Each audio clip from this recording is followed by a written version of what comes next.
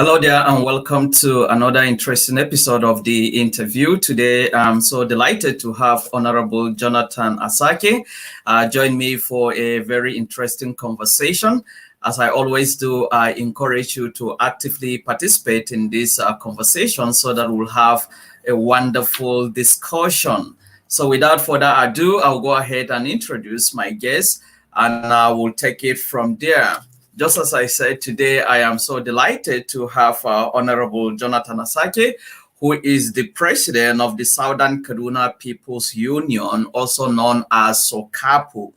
He is a former legislator in the Federal House of Representatives from Southern Kaduna.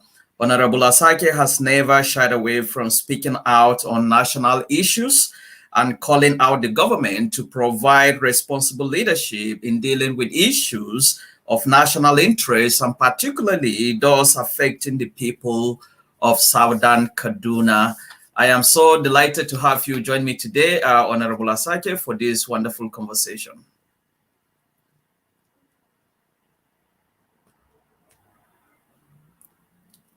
Are you with me, sir? Can you hear me? You are muted right now. Can you unmute? Yes, sir. Can you hear me, sir?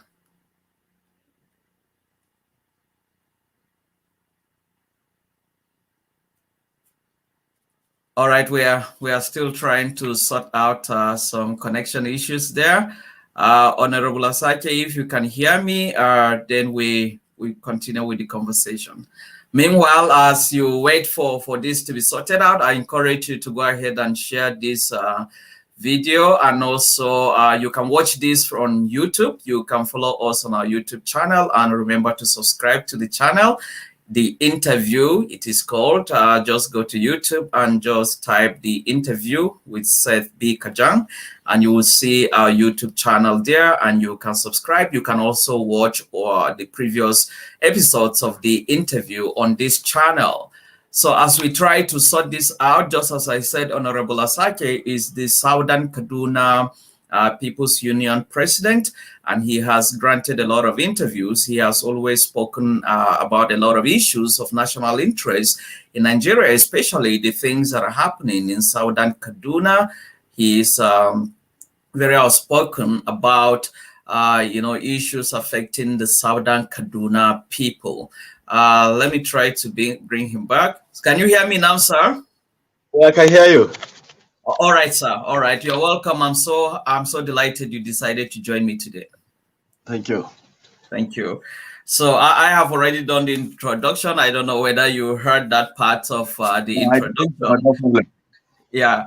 So I will just go ahead. I will start the conversation. I want to start us up by talking about Southern Kaduna, specifically the killings that have been going on in Southern Kaduna for the past couple of years and months. Over the past couple of years, there have been a lot of killings and destruction of property in different parts of Southern Kaduna. Do we know who the perpetrators of these dastardly acts are? Do we know them precisely? Can we say precisely who these people are? And if so, what might be their motive? Do we know their motive? Yeah, I can say very precisely that for now, we know to a very large extent who the perpetrators of these crimes against humanity are. I'm talking about those that come into our communities, oftentimes by night or in the early morning hours, and invade our communities, mostly farming communities, and kill, maim, rape women, and destroy property, and then displace people out of their lands. And so these people, from the communities that have been attacked and from the records we have, there are no other persons than what everybody has come to know as Fulani killer herdsmen or Fulani terrorists, as they are called. And majority of them are actually coming from outside the country. They are coming from Niger, they are coming from Mali and other neighboring African countries into Nigeria. And How do we know that, sir? How do we know that majority of these people are not Nigerians? yes, if you remember in 2016, when these killings were going on, particularly we had these killings going on in Jamal local government, southern Kaduna at that time, where, if you remember, on Christmas Day, heavy attacks were waged against communities in Jamal local government, and scores of people were killed. And remember also that there have been similar attacks in other states of the Middle Belt, like in Benue State and Plateau State and Adamawa and other states in Nasarawa and Niger and other states of the Middle Belt. Now, the President Buhari, had told the world that time that these people coming to do the attacks are coming from outside the country. In fact, he specifically mentioned that they were coming from Libya and Mali and other neighboring countries. And he's not the only one. Now, that is the president of the country.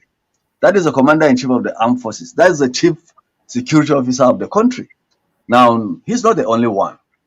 The governor of Kaduna State, Ahmed Nasiru El-Rufai, also had, in similar manner, when killings were going on in Kajuru local government in 2019, he said that the people coming to attack were coming from outside the country. He specifically mentioned Mali, specifically mentioned Guinea, and other 16 neighboring countries, he said. In fact, he did not stop there. He told the world on Channels Television that he had traced those killers to their various countries, and he paid them to stop the killings. And so we are not in doubt. And seeing our borders also, the president has said that the borders are open for every African country. You don't need any checks. You don't need anything to come into the border. So our borders are just left open like that. And these people continue to troop in every day into the country. And if you see the manner in which these people kill, you will know that they are not in touch with humanity at all. When they go into a village, they will fire shots in the night, and they will put ablaze the houses of the villagers. And when the villagers start running helter-skelter in that confusion, in the deep of the night, women pulling their children, holding some in in their hands, carrying some at the back, then they will chase them and use machetes to hack them down. And at the wake of the day, you will see dozens killed, mostly women and children who cannot run. And so it has continued like that. Now you ask a question, what is the reason behind these killings? Yes, we have been able to find out why these killings. If you remember, in 1804, a man called Usman Danfodio came from the Futajalons. I'm talking about coming from Guinea, that axis of Senegal, Guinea, and they came all the way with a kind of an agenda for religious purification. And they started the attacks, around the Sokoto area. And all the Hausa empires that were there were already Muslims in that place, but they were attacked. And Fulani emirs were instituted. And so we have the caliphate. But that jihad stopped somewhere. It did not penetrate all through the Middle Belt and the South. Now, we are not surprised that what is happening is being carried by Fulanis, the same Fulanis who had attacked the Hausa communities.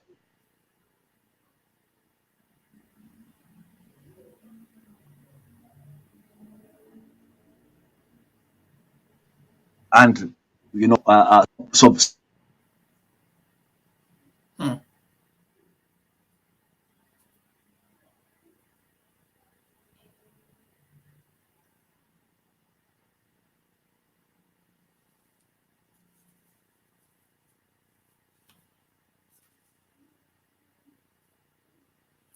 Uh, uh, uh, Hello, sir. Can you hear me? Can you hear me, sir?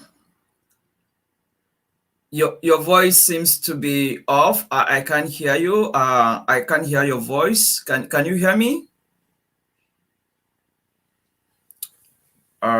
We seem to be having some technical difficulties there.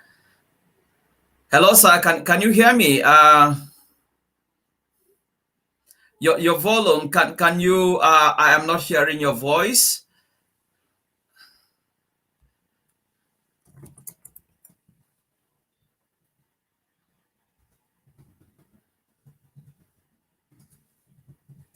We're trying to sort this out. Let's see whether I'll let him know so that uh, we seem to be having some difficulties, technical glitches uh, with the site. Uh,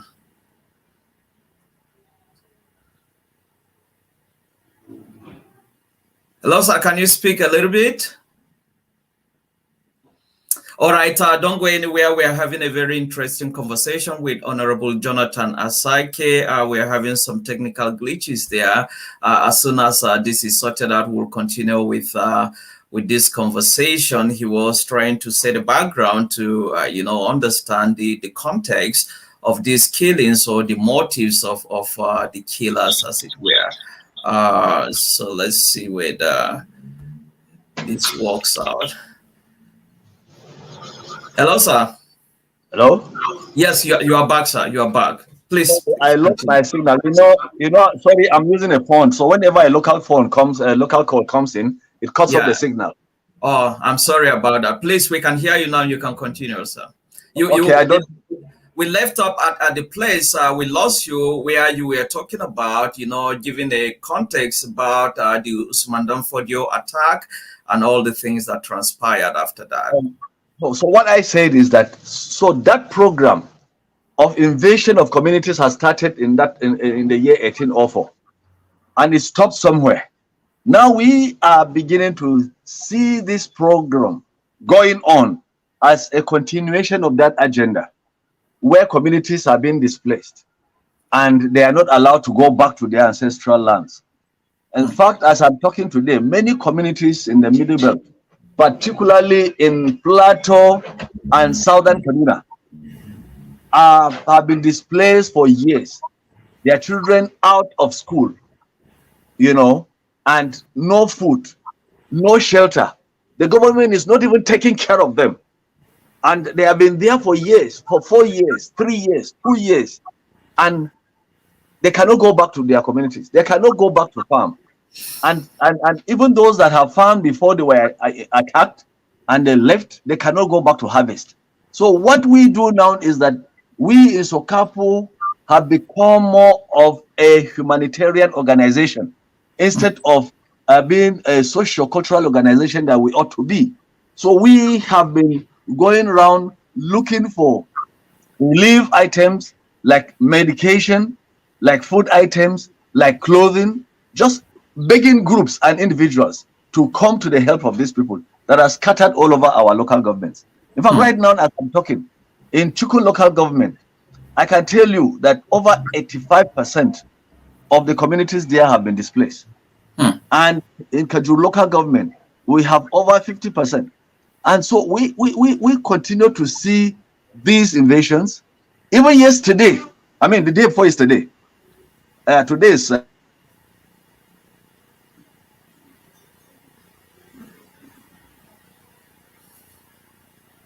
Sunday. On Friday,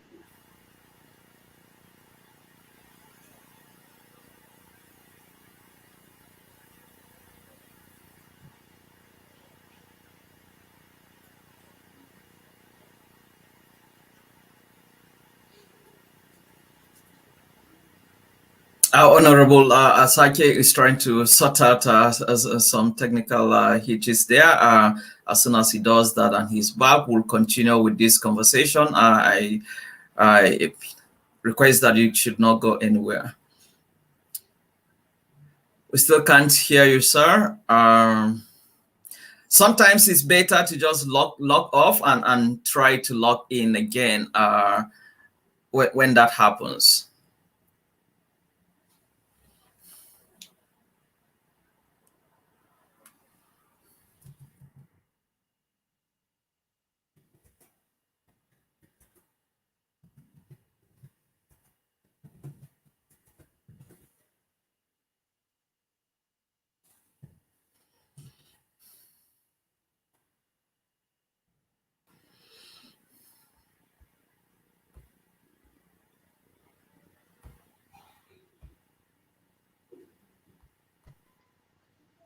Hello, sir. Yeah, I'm back. Okay, I can hear you. We are back, sir. Yes, sir. Please I'm sorry continue. about that. No, no problem. Yes. Now, what I was trying to say is that just in Chukun and Kajuru local government, so many communities have been displaced. Right down in Buruku, you have communities that have been displaced around that area, that is on the axis of Bundingwari, that are clustered around there as IDPs, and they are not being catered for by the government. In Gwagwada, on the way to Chukun, you have IDPs from over 16 communities that are clustered around there. In Serkim Power, which is in Niger State and bordering with Kaduna State, communities around there from Katarma and all other communities are clustered in that place without any food, without any medication, and children out of school. Now, if you remember, the state government came up with their security updates, and they said in 2020 alone that 937 people had been killed by what they call the bandits. But they went ahead to give their report in senatorial district by senatorial district, and they said that only 200, over 200 were killed in the southern senatorial district, and the rest in the other side. But this is the truth. It's just been hiding the truth. We know in Sokapu, we have our own figures that the number is quite higher than that. But what they are saying is that the greater casualty, the greater onslaught, the greater attacks that we have had is within Chukun, that is the Bagi communities, and Kajuru, that is the Adara communities of Kaduna State. So you have almost 80% of those attacks in those areas. And so we also have Zangon Kataf and Kauru local government, and of course Jamal local government, who have also gone through, and Kaura local government, through such attacks. Now, like I was saying, just on Friday, a town called Kizachi in Kauru local government was attacked in the night in the most barbaric manner imaginable. And that attack left in its trail. Can you hear me? Yes, I can hear you, sir. I'm with you, sir. Yeah. That attack left in its trail 14 people dead, dozens injured. In fact, over 77 houses destroyed, and many people abducted. And up till now, nothing has been done. That is what our communities are going through on daily basis. And when you report it, it becomes a problem that you are inciting the public. And you keep quiet, the attacks continue. So this is the dilemma we have found ourselves in the southern part of Kaduna State, and by extension in the middle belt area of the country. I want to piggyback on still talking about motive. So you kind of gave us a historical background to this, dating back to the Usman Danfodio jihad and the establishment of the caliphate. Can we say that these attacks, if we refer to these people that are carrying these attacks as Fulani, and we are very sure about that, can we say this is somewhat a continuation of the conquest to establish the caliphate in some of these places like southern Kaduna? Is that the motive? Certainly, that is what I've just said. That is what, in fact, this is actually ethnic cleansing that is going on, because it's a particular tribe, the Fulanis, that are carrying out these attacks across communities. In fact, they are no longer only in the middle belt areas, they have gone to the southern part, they have gone to the west, to the Yoruba states right now. And so that is what we have. And to buttress this point, they are not just carrying this on their own. It appears as if the government of the day is in concert with this agenda. Why am I saying so? You see, in southern Kaduna, we have a place called Laduga, and it is just named Laduga. It actually was established in 1987, and it was called Kachia Grazing Reserve. It's actually in Zangon Katav local government.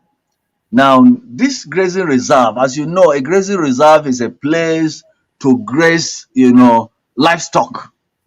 And from that grazing reserve, there was not supposed to be buildings, human buildings there. It was just for rear livestock. But today, that place has been changed completely. The name of the place has been changed to a Fulani name. It's called Laduga.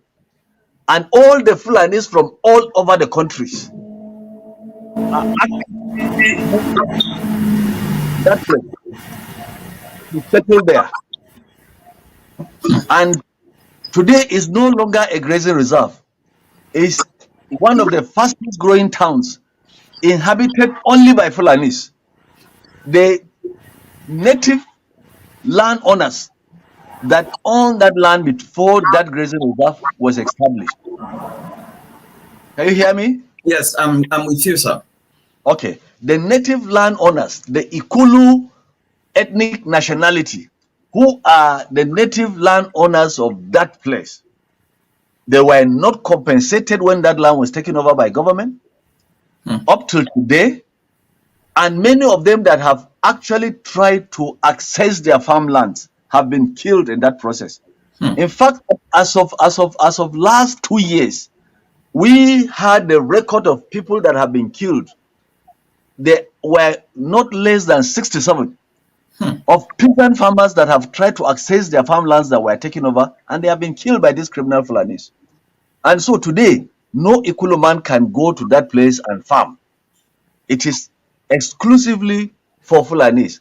And you heard a few weeks ago how the Fulanis had a problem in the Yoruba lands, and the government brought 4,000 and settled them in that same place I call Laduga today. And so this portends the greatest danger. We have actually found out in our going around communities that have been attacked in southern Kaduna, the testimony of most of the people, of most of the survivors, has always been that the attackers wage their attacks from that Laduga. And they have said it, they have called names of the coordinators, the Fulani Ardos that coordinate these attacks, but nothing has been done. Up till today, none of them has been arrested. Up till today, none of them has been prosecuted. None has been brought to justice. And yet, they have killed massively. That a state government can come up and say that 937 people have been killed in just 1 year. You should know. And we said that the record, in fact, the number is more than that. So genocide has been going on silently in southern Kaduna. And that talking about Southern Kaduna and the government of Southern Kaduna, do you think that the government of Southern Kaduna has been doing a lot to curb the recurrence of these attacks? Have Is it they the government of Southern Kaduna or the government of Kaduna State? government of Kaduna State? I'm sorry, government of The Kaduna government State. of Kaduna State, let me tell you one very sad thing. You see, I have not hidden my mind in trying to point out the reversals that the governor keep making of himself. What do I mean? When he first made mention that the killers were coming from outside the country and he traced them to pay them. Again, when the killings did not stop, he said that the killers were instigated by our clergy so that they go overseas and look for money in the pretext of coming to rebuild their churches. And with time, he changed that narrative. And he said that the killings were instigated by our elites, who will always instigate the killings so that they will be called by the government for reconciliation or settlement, and so that they can collect what he called brown envelopes. And so has continued to change from one narrative to the other. But one thing that is for sure, that he has not left anybody in doubt, that whenever any of these attacks take place, like it happened in 2016 in Gwaska, in Kaninkong Chiefdom. In fact, when people were being killed by these terrorists that came and were killing, you know, with impunity, instead of going after the killers, he imposed a 24 hours curfew on the community. It's the same thing that happened in Zango last year when killings had taken place in Chibok. He imposed a 24 hours curfew. And within that curfew time, these killer Fulani herdsmen had a field day. They were going from community to community, you know, with impunity, defying the curfew, and they were still killing. In fact, they waged in our own count 4 attacks within that curfew time, 24 hours curfew, and they killed over 54 people, and none of them was apprehended. None had been brought to justice. But what we know is that within that curfew time, any of the natives, any of the indigenous people, the Atia people that ever made an attempt to go find food, to go to the farm within that curfew time to find food, was arrested and detained and molested and maltreated. And that is the story every time that our people are going through the same humiliation, the same dehumanization that we have been going through. Now, so when a governor that is the chief security officer that was elected by all shows this, bias in approach to issues, then you will be left with no option than to feign complicity of him, in the whole affair. Because the people that are displaced, if you go to places like Gefe in Kaduna local government now, close to the river Kaduna, you go to places like Kalla, you go to places like Rimo, you find IDPs there that have been displaced since May. The attacks started from May 18th until May 24th. They were having a field day, killing those farmers across the river, and they were displaced. Up till now, not a single government official had visited them with relief materials. And yet, no attacker, even with clues being given of their identities, none of them had been apprehended or brought to justice. So you will now see that, look, the lives of the Southern Kaduna person does not matter to this present administration. In fact, the Southern Kaduna man is left on his own, whatever happens. And the worst of it now that is happening today is the kidnappings that is going on. These same Fulani terrorists have gone into another wave of kidnappings, not the one that we have along Kaduna Abuja road on regular basis, not the one that we have on our roads along Kafanchan Kaduna, along Kafanchan Kwai, along Bade to Jargindi, and so on and so forth, Godogodo, and so on and so forth, or along Burningwari to Kaduna. Not that one. I'm talking about kidnappings that are going on within communities, peasant farming communities, where they will go and carry a whole family. They will meet a man, they kill him, they take his wife, they take his children, rape his daughters, and take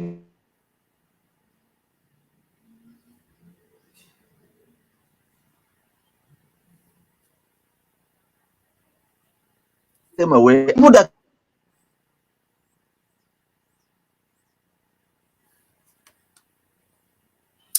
Don't go anywhere. We are still having a conversation with Honorable Jonathan Asake, who is the Southern Kaduna People's Union president.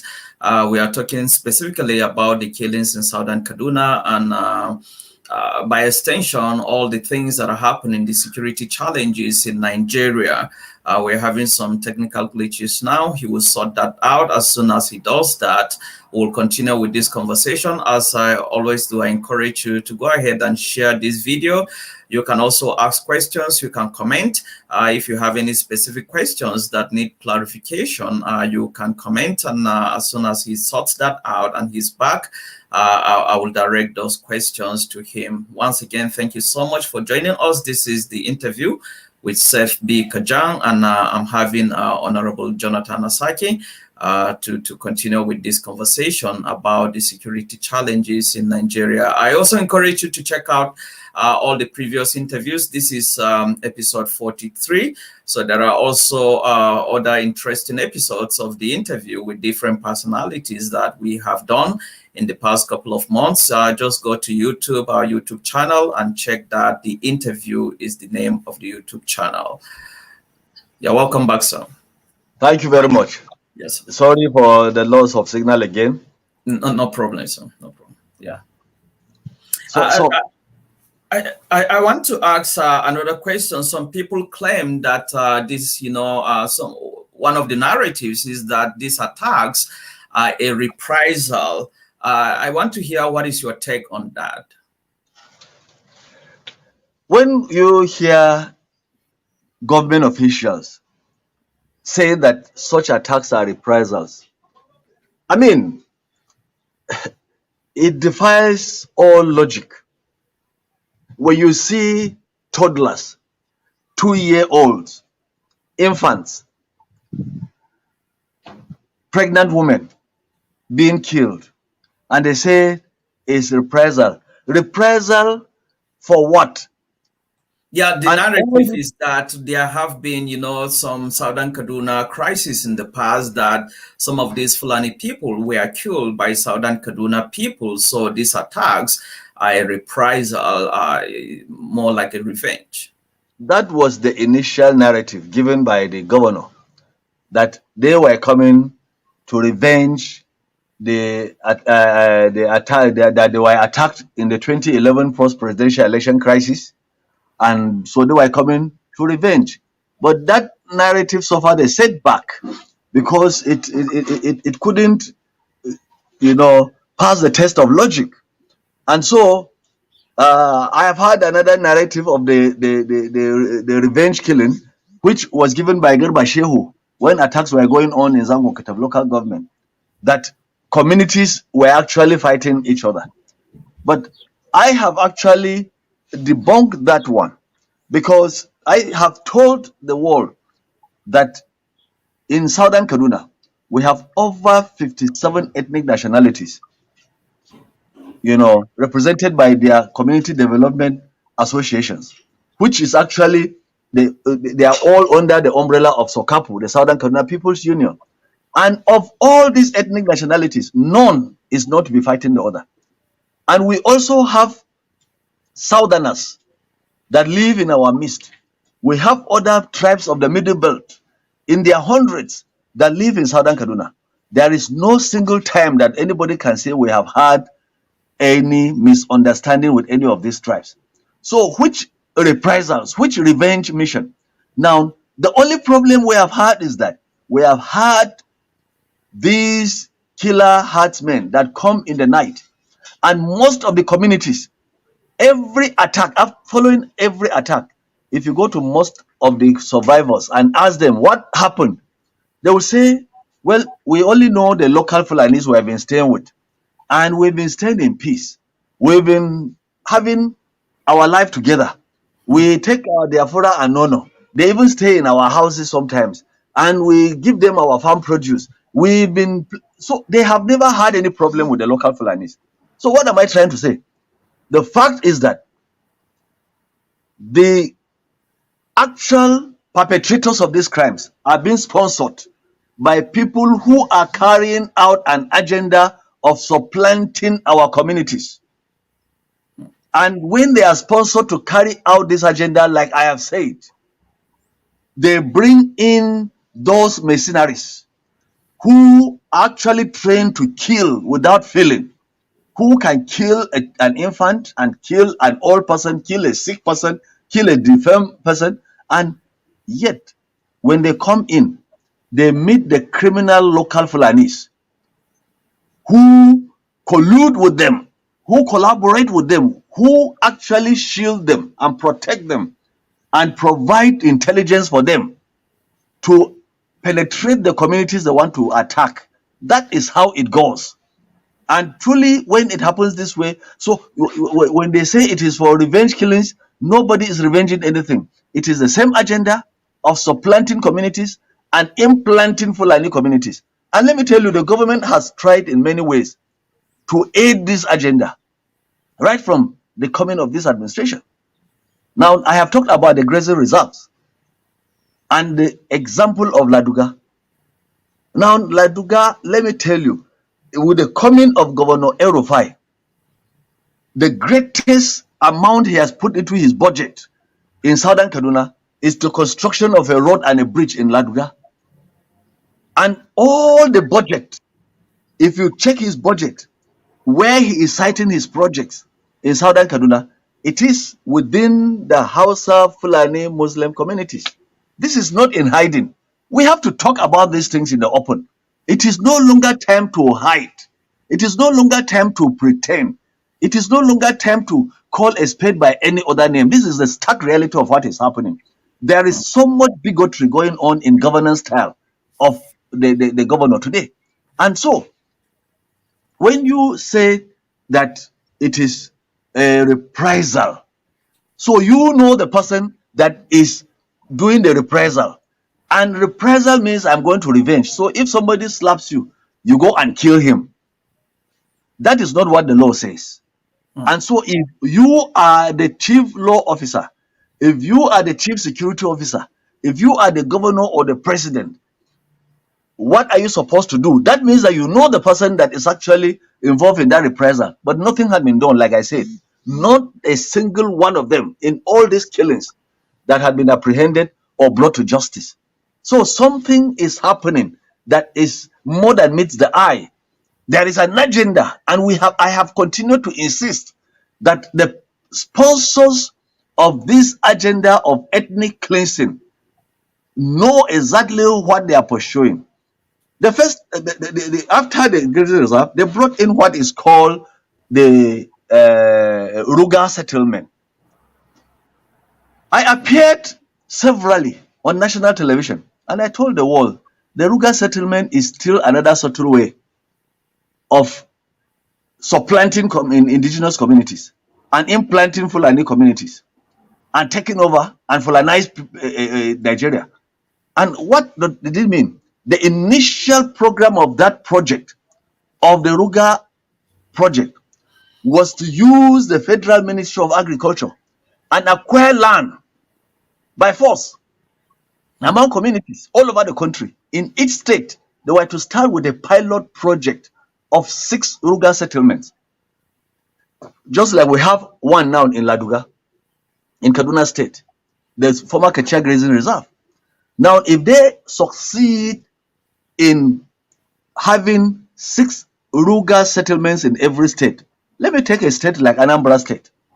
Now, if you have 6 Ruga settlements, we have only one now, or we have 2 in Kaduna State right now, because we have Dangoma that is also growing in Jamal local government.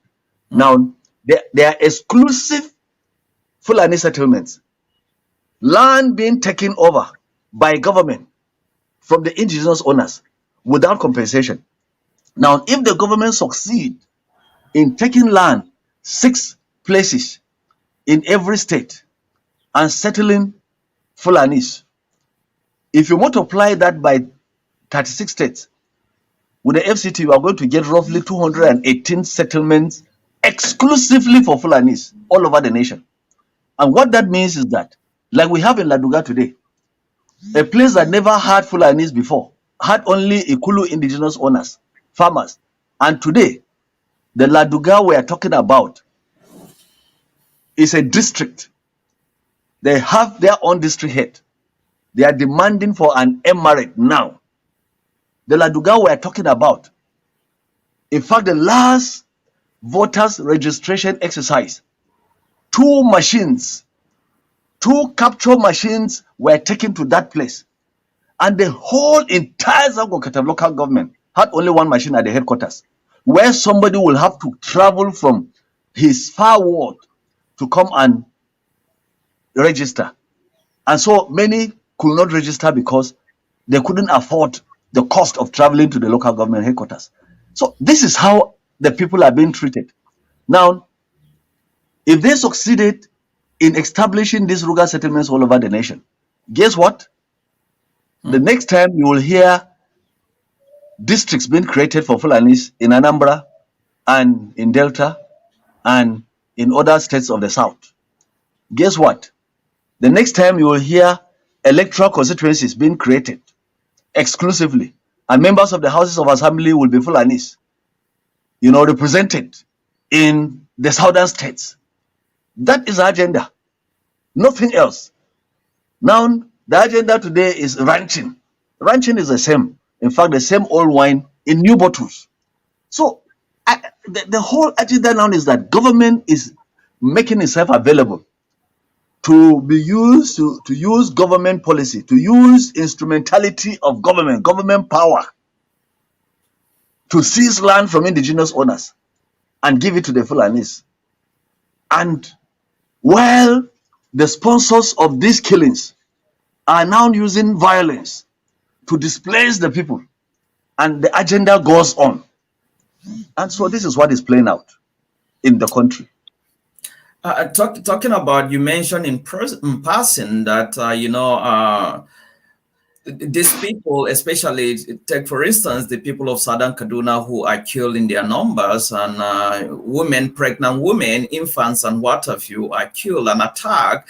And you mentioned in passing that they cannot defend themselves. I just want to ask you, are you an advocate of self-defense, given all these things that are happening? 100%. I am an advocate of self-defense. And all this while, this is what I have been advocating for. Self-defense is enshrined in our Constitution. The right to self-defense is in our Constitution. And of course, if you remember the words of the former Chief of Defense Staff, former Chief of Army Staff, the respected statesman, General T.Y. Danjuma, when he had all the intelligence at his fingertip, he came up and told the world that the Nigerian military was colluding with these criminals that come to attack our people. And he now ended up by saying that people should rise up and defend themselves. It has reached that level, but he's not the only one. The present Minister of Defense in this present government, General Magashi, came up following an attack that took place in Sokoto, and he said that people should rise up and defend themselves. That when people cannot defend themselves, it's an act of cowardness.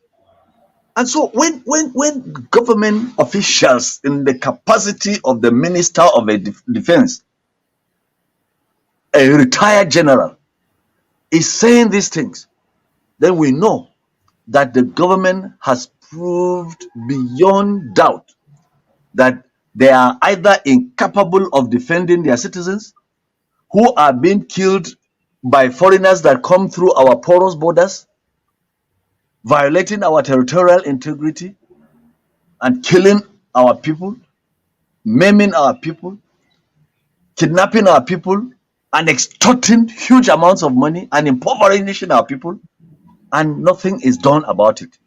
Or they are complicit, because it is either they are incapable.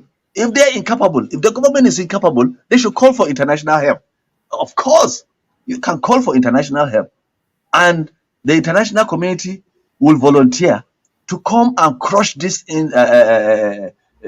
criminals against humanity. But if the government is not doing that, then it suggests complicity, that the government is a part of what is going on. If not, then the government should do something. People cannot continue to be dehumanized in this manner, to be chased out of their lands, to be killed, in the most barbaric manner, to be abducted in the night, and then huge ransoms will be required. People have to sell their lands, sell everything they have owned to go and pay ransom. And even after that, you are not sure if your loved one will be returned to you alive. There are instances that these communities have gathered money, sold their lands to go and save somebody they feel is important in their community. And yet, after collecting the ransom by this wicked terrorist, they still kill the person. They will not return the person alive. It has happened several times. And a lot of times, it doesn't mean that you have been returned that you will not be kidnapped again. So this is where we have found ourselves. They are having a field day. The last time, those students in the College of Forestry in Mando, they are still there. Nothing has happened. These are people's children, people's wives, people's husbands, people's uncles that have come to school to get education, and now they have been taken to the bush, and those people have been looking for 500 million up till today. Now, only God knows the fate of these people. The rest may be him. And still talking about self-defense, you are a former legislator in the Federal House of Representatives. There has been, this controversy or misunderstanding, I would say, if truly the right to self-defense is enshrined in our Constitution, why is it so controversial? Why don't the government officials and security agents allow it? It looks to me like it is only in paper, but when it comes to practicality, it is not allowed. Why is that so controversial? No, that is why I say it. If a government is stopping the right thing from taking place, if a government is stopping the people from defending themselves, if a government is stopping the constitutional right of the people, it suggests complicity. I have said it. It suggests that the government is complicit. That's all. Because if the government is not complicit, the government will be working hard to see that they solve the problem. Like it happened, I've always cited this example in Burkina Faso. When these same terrorists were attacking people in their communities, in the churches, they will go, during worship hour, kill the pastor, kill everybody. And the government knew that they didn't have the strength to be everywhere in these communities. But they supported the communities, armed the communities to withstand the terrorists. And in fact, the problem was curtailed. I am telling you, if the government will allow people to defend themselves today, you will not hear of these attacks again in the next 2 weeks, all over the country. All over the country. But what happens is that when attacks are going on, like the one that took place on Friday in Kizachi, close to that place, there is a military point Hmm. in Kivin, not too far from that place. But the killings were going on. People were crying. It is in the night. You hear gunshots. You hear machete, and then you see houses being burned. People were screaming. You know, in the night, sound is louder. Mhm. But there was no help until after the whole carnage before they went there. So you can see what I'm telling you. So, Somebody must have, can one say there is some kind of conspiracy going on? of course, somebody must have stopped them. You will always hear that there is a phone call. Don't until you are given an order to go. Even some of these military, they want to go in there, but they are stopped. So somebody is actually in charge and is pursuing an agenda. And that person will not just be an ordinary person. He will be a person high up there in government, a top person who is part of the agenda that is going on that I've talked about. So these things are no longer in hiding. It's plain. And so self-defense, like I said, is a constitutional right. And when you see a government, you know, insisting that people should not defend themselves, and yet they are not defending the people, then it suggests complicity. Hmm. When you see a government so quick in disarming people, going to search and take over their machetes, their den guns, their bows and arrows that they can defend themselves, and the next time an attack takes place, then you know what is going on. There is complicity. And so all these are signs that makes us to conclude, to make our normal inference that there is complicity on the side of the government. If not, the government will even empower the communities to defend themselves. Just some moments ago, you mentioned, the issue of grazing reserve, ranching, and the rural settlement, and you don't seem to be an advocate of either. You don't seem to support either of these. What do you think is the solution to all these in-season attacks by the Fulani? The solution is this. Even before these attacks, it is not only the Fulanis that rear cattle. Majority of other tribes in the north rear cattle. In fact, I have an uncle that rear cattle. He used to have large cattle district. Now they have all been rustled. And who are the cattle rustlers? They are the same people. When they rustle cattle by other ethnic nationalities, they will tell you that it is their exclusive reserve. It's their exclusive right to rear cattle. No other tribe should rear cattle in Nigeria. Now, if they are talking about ranching, they are talking about acquiring land only for Fulanis. They have not been talking about acquiring land for other people that are interested in rearing cattle. And it is not only cattle that we should be talking about when we're talking about livestock. What stops the government from making the citizens to access funds and be assisted to also have land to rear any kind of animals we want? You can rear pig, you can rear chicken, you can rear a grass cutter, you can rear any animal, goats and so on, or cattle, or all of them. But they are talking when they are talking about these livestock, they are talking about and the ranching. They are talking about only exclusive acquiring lands exclusively for Fulanis to rear cattle, and they are forgetting about the farmer who also need different kinds of crops. So we live in a community that you depend on one another.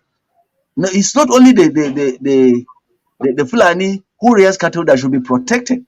The farmer who also farms his crops must be protected, or else there will be food insecurity in the land. So we all need to understand this. But when the government is so tenaciously, you know, clinged to protecting a particular ethnic group and their trade, you know, it begins to bring this suspicion and the conclusion that we're making that the government is complicit. Hmm. Hmm. I want to talk, even as we try to wrap up, I want to talk about Southern Kaduna specifically. Some people are of the opinion that one of the reasons why these killings keep occurring is because the people of Southern Kaduna are not truly united. As the Sokapu president, the president of the Southern Kaduna People's Union, will you say that there is unity among the Southern Kaduna people? 100%. 100%. The people of Southern Kaduna are united. In fact, if it is an external force that is subduing the people of the Southern Kaduna and the spirit. I remember the governor when he was coming up with his agenda of a Muslim ticket, accused the people of Southern Kaduna that they are bigots, they don't want strangers, that they don't want people of other faiths and people of other ethnicities amongst them. But truly, the Southerners and other tribes from the Middle Belt and other parts of Nigeria that have stayed in Southern Kaduna will testify anytime that hardly will you find any set of people that are so tolerant, that are so comely and accommodating like the people of Southern Kaduna. That is a fact. And so it is a way of giving a dog a bad name so you can hang it. So when he was coming up with his agenda, he said so. He has said so and said he will not cite schools in Southern Kaduna. Even the state university is being taken to Rigachukun. Even the school of nursing in Kafanchan, most of it is being taken to the Danso hospital in Kaduna. And most of these other institutions, as if Southern Kaduna should be left. And then he has gone on a campaign of calumny against the people of Southern Kaduna, that we don't welcome visitors, which is not true. He deliberately wants to create a picture of insecurity in Southern Kaduna. Meanwhile, as a chief security officer, he has not done anything to improve the security situation in the southern part of Kaduna State. The only thing we know he has done 100% is to impose curfews whenever attacks are taking place. He will impose curfews on the very victim community, and they will suffer starvation for as long as possible until people plead with him before he will remove the curfew.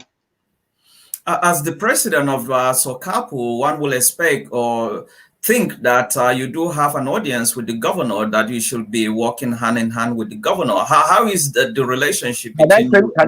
Can I send you several videos of him where he has vowed that until heaven comes down, he will not meet with Sokapu.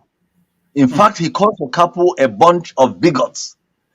In fact, he doesn't believe in even talking to Sokapu. And so we know, I as the president of Sokapu, I did not come to be president because of Governor El-Rufai. No, I came to bring to the fore the injustices, the atrocities that have been meted against my people, so that the world will know. By and by, there will be a time for reckoning where the arm of justice will come down. It will not be long.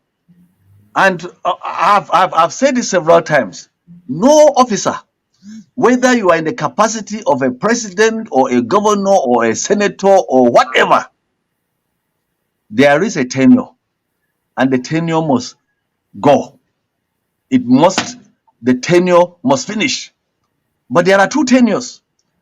Even if you like, stay tight, like some African leaders will stay tight and refuse to go even after their tenure.